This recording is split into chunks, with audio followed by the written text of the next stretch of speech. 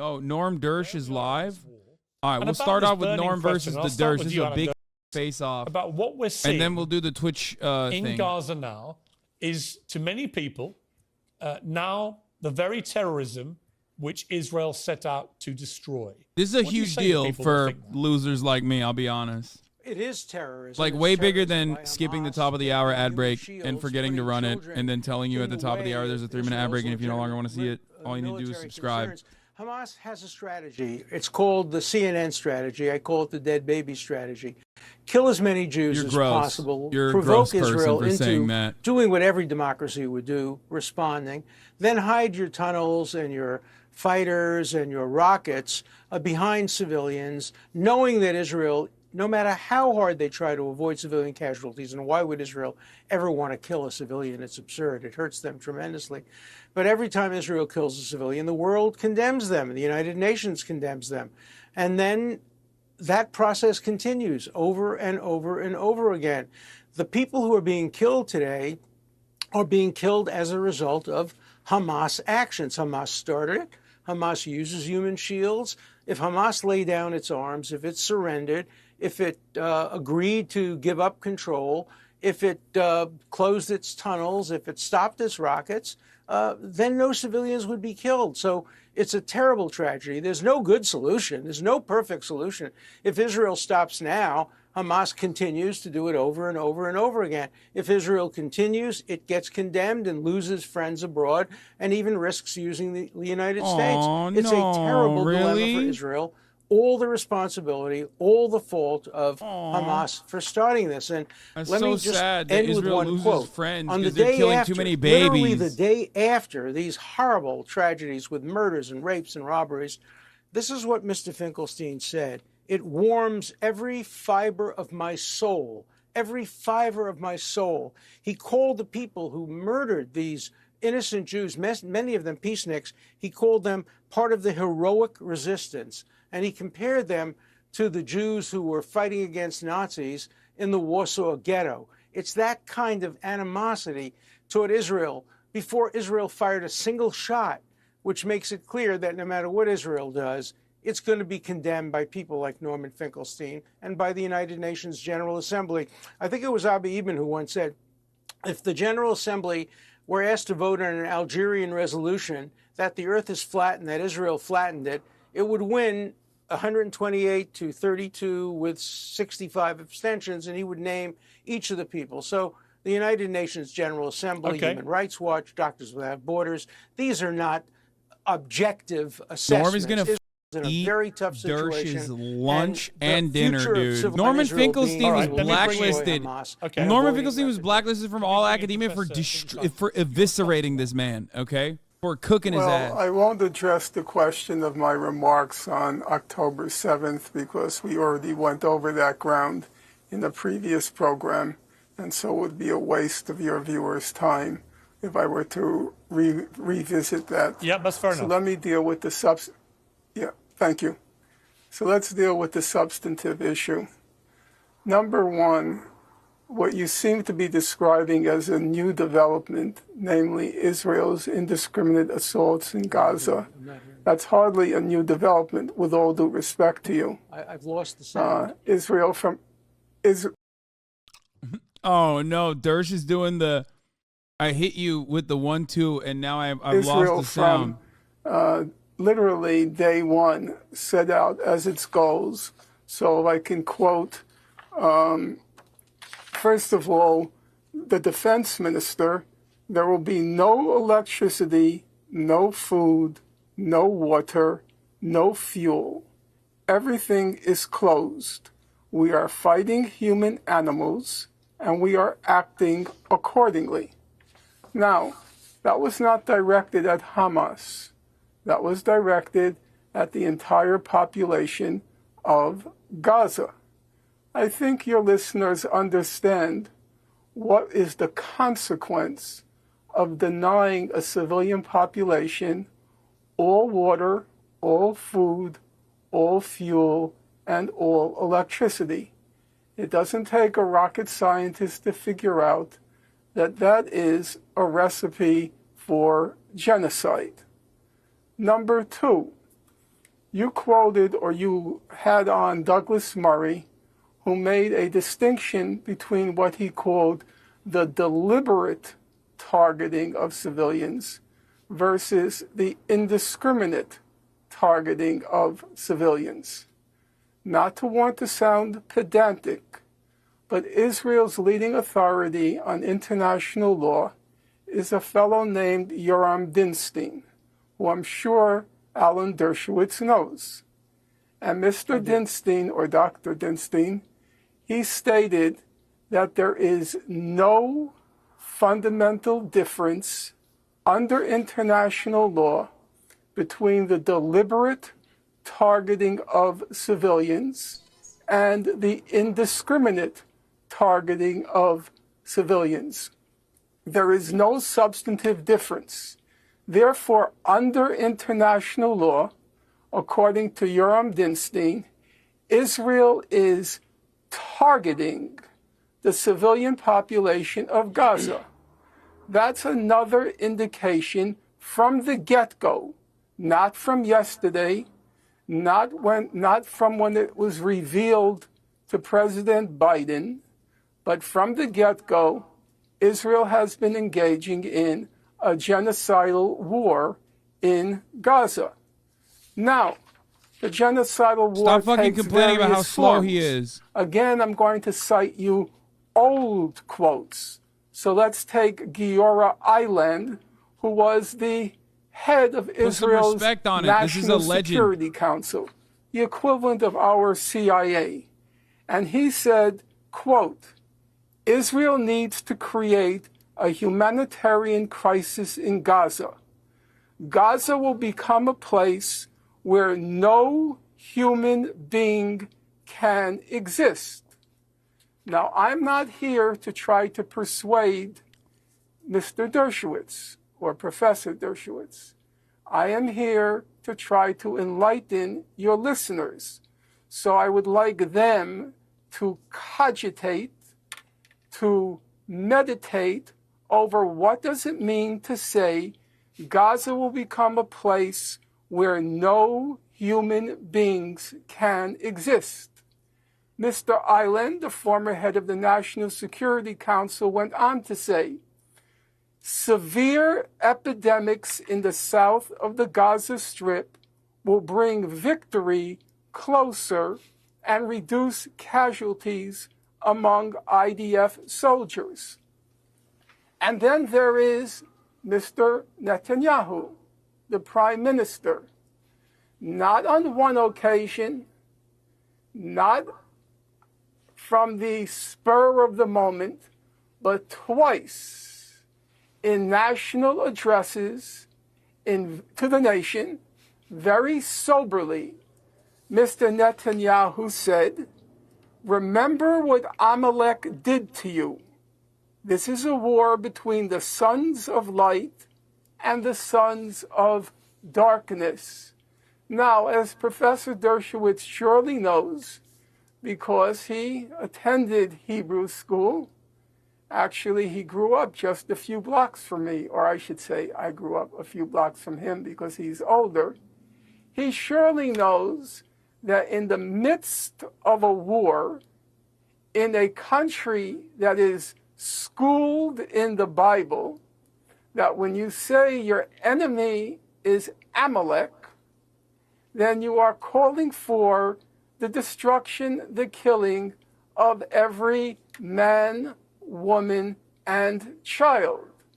So with all due regard to Mr. Dershowitz, I have to say this issue of human shielding... Chatter, shut the fuck up. It's live. I can't put it in a faster speed. Because it doesn't even come into play in this particular situation. I hate some of you dumb Zoomers. From the get-go, denying food, or worse, water, 30-year-olds electricity, and fuel LARPA to the Zoomers in the entire chat. civilian population, the order from the get-go to turn Gaza into a place that is not able to sustain human life.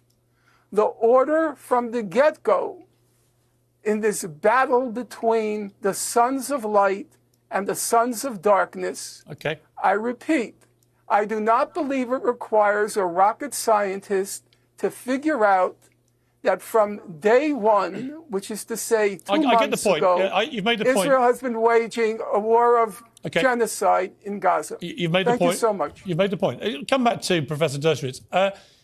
Here's the problem, it seems to me. I've just listened to Norman Finkelstein at length, outlining that side of the well-sourced as always. It's very hard. Literally, well-sourced as always. Come again with a 1-2 punch. In the last 2 weeks in particular.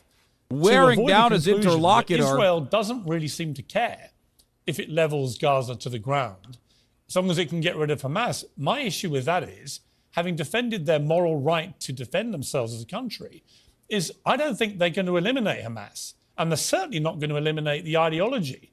And they're going to basically end up with a Gaza that's flattened, 2 million people displaced. Where are they going to live? Who's going to run Gaza? How does this actually play out? Other than catastrophically Piers bad. Morgan asking about what Israel needs to do because of what Hamas has done. We have to remember, first which of is all, absolutely nothing. Alan Dershowitz immediately going back to October 7 to re-litigate October 7 to say, look, the violence started with Hamas. And has nothing to do with the Israeli government or individuals. Dinstein is 100% wrong. I'll give you an example. Is there no difference between Nazis putting Jews deliberately, 6 million of them, into gas chambers and other means of death, deliberately targeting them, and what the United States did at Hiroshima and Nagasaki? They may both be wrong, but there's an enormous difference between deliberately targeting civilians, such as the Nazis did during the Holocaust, and engaging in war actions which you know are going to inevitably cause death of civilians. So there's an enormous, enormous difference there. Then he talks about Amalek and Hamas. I know the Bible very well. And of course, Amalek was a group of people that sought to destroy Israel.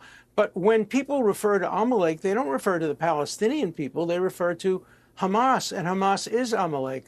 Hamas is the Nazi party. Hamas are not heroic resistance people. They cut off the breasts of women and throw them around. They behead children. They put children and burn them to death. Yes, they should be destroyed. It's going to be very difficult. This is not going to have an easy solution. Israel may, in the end, not be able to completely there it is. Destroy. Going back to October 7th and making stuff up.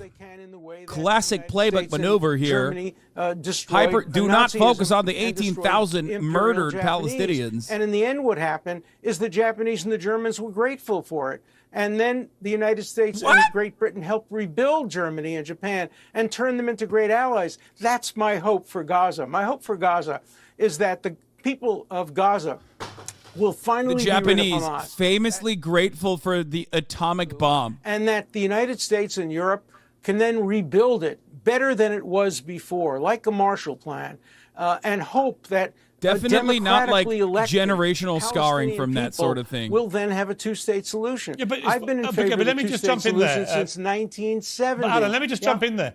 Only tonight, the Israeli ambassador to the UK made it abundantly clear: two-state solution is gone. Israel. I'll play you the clip. I'll play you the clip here. Yeah, but he's wrong. Is there still a chance for a two-state solution? I think it's about time for the world to realize the Oslo paradigm failed on the 7th of October, and we need to build a new one. I'm telling you. In order to build a new one, does that new one include the Palestinians living in They're getting horny. They're getting horned up. They're getting arrogant again. The question is, what this type is of new. Palestinians are on the other side? This is what Israel realized on the 7th of October. The answer is absolutely no. You see, when you hear that, this confirms. Yeah, but hang on, Alan. This confirms what many Palestinians have feared, that for 20 years or more, the Israeli government, and Netanyahu in particular, have had absolutely zero interest in any two-state solution. And so if that's but not... let's remember that... I like that Alan Dershowitz is saying the primary communicator, the fucking ambassador to the UK is just talking out of her ass. 2001, they came very close, 2001.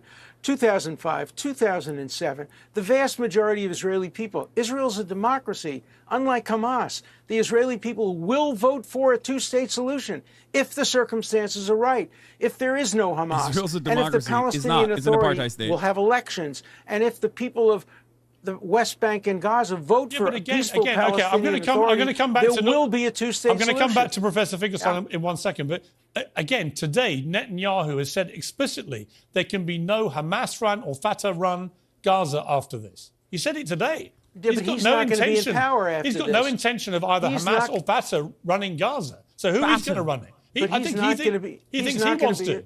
Piers Morgan cooking the Dersh because the Dersh is so out of pocket. National security government, probably headed by people like Gantz, maybe Bennett. The people of Israel are going to decide, and the people of Israel get to make that decision, and they're going to decide on a two-state solution. The one thing that's clear, that's crazy. is with Gaza dominated by Hamas, there cannot be a two-state solution. Let me go back to but Professor without Finkelstein. Hamas, anything's possible. Okay, I agree with that. I don't think Hamas can possibly be left in control. I just don't think that this mission is going to eradicate Hamas in the timescale which America is now clearly laying down for their support. Professor Finkelstein, you may be right. How do you see this playing out from here? Okay, I would like to say a couple of things, if you don't mind, if it's okay. Yeah. Number one, Professor Dershowitz attaches a lot of importance to what the people of Israel want. And so let's look at what the people of Israel want. According to the most recent polls, 60% of Israelis believe, he's hitting him with the Israeli Democracy Institute. 60% of Jewish Israelis believe that Cook Israel is not using sufficient force in Gaza. Totaling. 60% believe that Israel should, or the government, should escalate the amount of 94% of Israeli Jews in the latest IDI poll. It's the Israeli government, it's the Israeli people who democratically elected this ultra-right-wing government. It's not as if the claims are made that Hamas has been imposed on the people of Gaza. But there is no imposition in Israel. I quite agree with Professor Dershowitz, at least for Jewish Israelis, it's a democratic country. And they democratically elected the ultra-right-wing government. So I think those are two very good indications. I can't say they're very auspicious indications, but they are very good indications of what the Israeli people want. Number three, I'm not now going to go into a long disquisition on the history of the so-called peace process, but I would ask your listeners, if they have the time, patience, and interest, to just Google what's called the peaceful settlement of the question of Palestine. And that's a General Assembly resolution that comes up every single year for decades. And it calls for that two-state settlement on the June 1967 border, and it calls for a peaceful settlement on the basis of international law.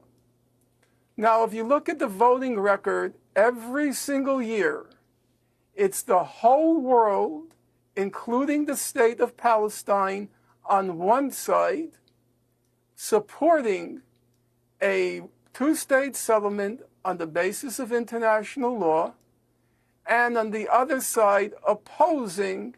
It's the United States, Israel, and usually some South Pacific atolls like Tuvalu, Nauru, and Micronesia and the Marshall Islands. That record is written in stone. It can't be changed. And it makes very clear what is the obstacle to a settlement. The obstacle is Israel, backed by the United States, opposes a two-state settlement on the basis of international law, the law that has been defined by the International Court of Justice, the legal arm of the United Nations. Mm-hmm. Now, I'm going to make one remark now which you will find perhaps controversial or unacceptable, Piers. However, I hope you'll allow me to say it, and then you can engage it, as you said, in a civil fashion. You say that the actions of Hamas have disqualified it from any participation in a peaceful settlement. What about the action of Israel? Now, I am not going to make any brief for Hamas. It's for the people of Palestine to decide who should be their leaders, who should represent them. But I do have to ask you, Piers, and I respect you, so I'm asking you this as a matter of not rhetoric, but one intelligent person to another. I'm asking a simple question. If it's the case that the actions of Hamas on October 7th disqualify it from being party to a peaceful settlement, roughly 1,200 people were killed, about 30 of them being children. Why is it not then also the case that the actions of the state of Israel since October 7th, the deliberate war of genocide against the people of Gaza, which has left about 15,000 people dead, not 1,200, 15,000, and has left dead not 30 children, but has left dead about 7,000 children. And as we speak now, 7,000 more children are threatened with death because of starvation. I ask you, as a logical proposition, why isn't the state of Israel disqualified from any final he took the long way. He took the long way home to explain that. And one last thing, because you ask, what do I believe? I will tell you what I believe.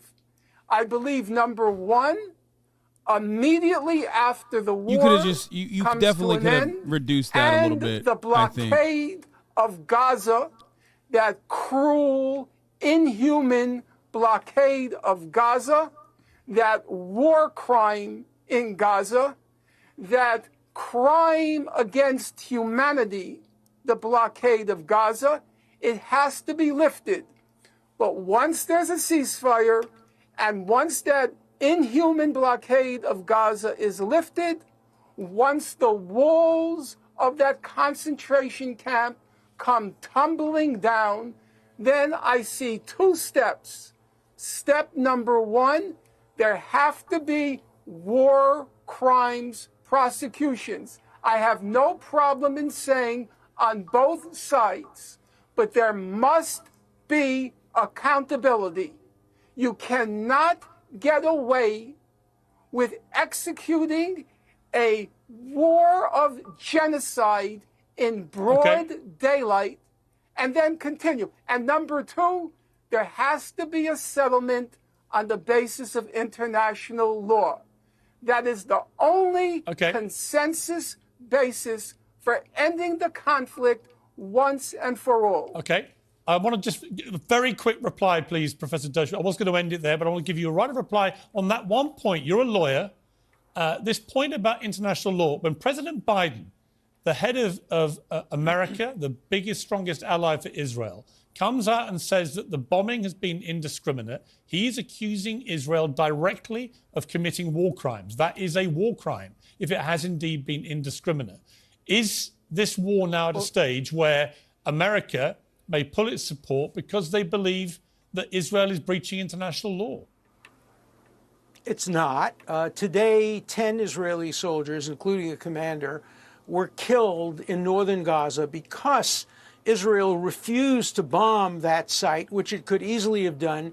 Instead, it sent in brave 18, 19, 20-year-olds, some of them considered children under the Hamas definition of anybody under 19, and they were all killed because Israel made a decision not to bomb indiscriminately. It has never bombed indiscriminately. Alan Dershowitz is talking about how people under the age of 18 are not children. I know he said 19, but I'm a supporter of Dersh, don't do it. He's wrong. It's not indiscriminate. It's very, very discriminate. In terms of international law, Finkelstein is just dead wrong. I helped draft 242, the UN resolution. I was working with Arthur Goldberg in 1967, and that talked about territorial adjustments. Israel has the right to make some territorial adjustments. They shouldn't have had occupation civilians. But going back to the 67 borders is an invitation to suicide. And you know when the blockade of Gaza will end? The day that Hamas is no longer in control, and the day when rockets no longer attack Israeli civilians, that's the day the blockade will end. The blockade is a good thing designed to prevent Hamas from firing rockets, using tunnels, and doing a repetition of what happened on October 2nd. I do not agree that the blockade is a good thing. I do think that the occupation of Gaza for many decades has been a terrible thing. The plight of the Palestinians has been horrific. None of that justifies October the 7th, which is one of the worst. I like that he said. Times. I like that he originally said, "Oh, the UK ambassador bringing up the two-state as a non-starter is wrong," and then basically arrived at that conclusion himself shortly thereafter by people talking and reaching a resolution. This is a 2v1. Piers is on very much indeed. You made it civilized by your. Thank you. I appreciate it. Thank you. Well, on to the next. Definitely. God, I want them to duke it out for much longer. Like, I want them to oil each other up and just, like, fucking go at it, dude.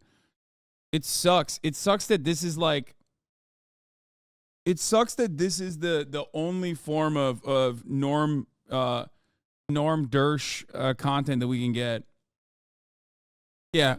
There is no out for Israel here because its actions are fucking completely and utterly a moral failure, war crimes, just unacceptable, right?